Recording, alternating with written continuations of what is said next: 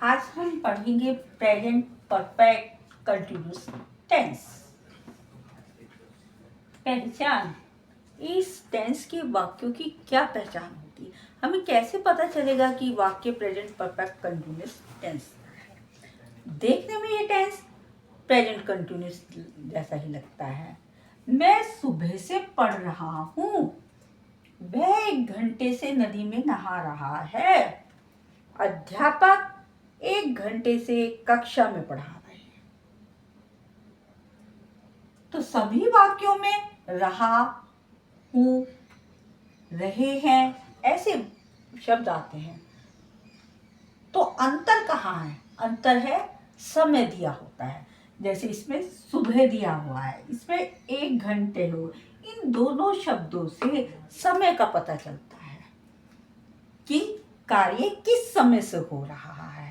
Present continuous tense में समय नहीं दिया होता। प्रेजेंट परफेक्ट कंटिन्यूअस टेंस में समय दिया होता है। तो हमारी क्या पहचान बनी प्रेजेंट परफेक्ट कंटिन्यूअस टेंस की? समय प्लस रहा हूँ, रही है, रहूं हूँ आदि शब्द। जब हम इन वाक्यों को अंग्रेजी में अनुवाद करते हैं तो उसका नियम होता है subject plus has been plus या हैव बीन प्लस वर्ब की first form plus ING plus object plus since या for plus time. Has been हम लगाते हैं थर्ड पर्सन सिंगुलर नंबर के साथ। हैव बीन हम लगाते हैं आई के साथ, यू के साथ, वी के साथ, दे के साथ और प्लूरल नंबर के साथ। अब आया सिंस या फॉर। हम सिंस कहाँ लगाते हैं?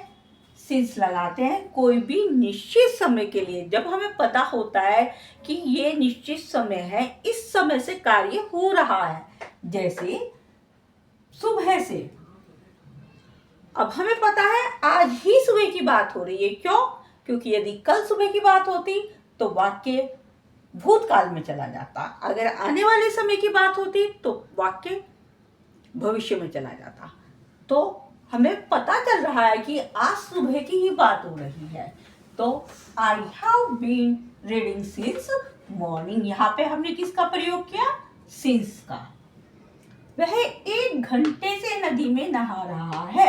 1 घंटे से। ये 1 घंटा कौन सा है? हमें कुछ पता नहीं है कि कौन से 1 घंटे से नहाया जा रहा है। तो यहाँ पे हम प्रयोग करते हैं फॉर का। अब ही क्योंकि सिंगुलर नंबर थर्ड पर्सन है तो इसके साथ हमने प्रयोग किया हैज बीन का।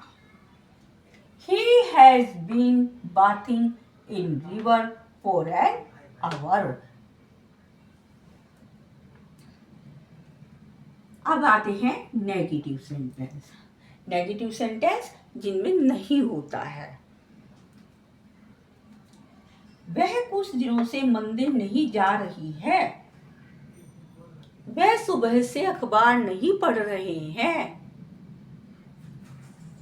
हम पतंग नहीं उड़ा रहे हैं पिछले 1 घंटे से। तो सब में नहीं भी है और समय भी है। इन वाक्यों का नियम बनेगा subject plus has not been या have not been plus verb की first form plus ING plus object plus since या फॉर प्लस टाइम। मैं आपको ये पहले ही बता चुकी हूँ हैज बीन कहाँ आएगा, हैव बीन कहाँ आएगा, सिंस कहाँ आएगा और फॉर कहाँ आएगा।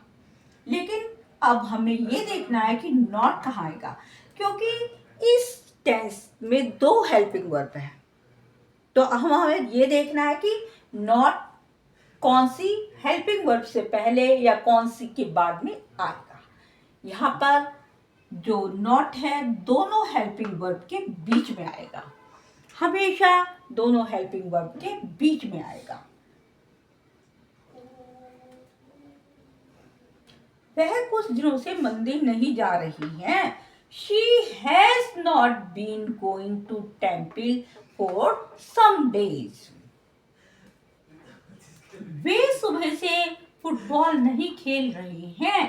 They have not been playing football since morning.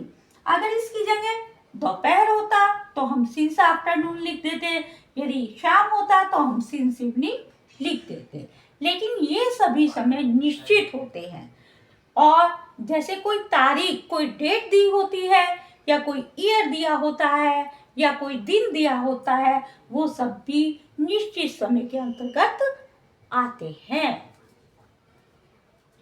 मैंने ये वीडियो आपके लिए और भी मेहनत से बनाई है। उम्मीद करती हूँ मेरी ये वीडियो आपको पसंद आई होगी। प्लीज़ मेरे चैनल में जाकर मुझे सब्सक्राइब कीजिए।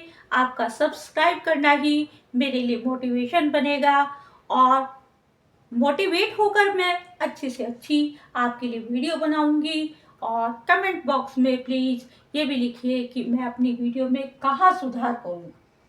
Thank you for watching. Thank you very much.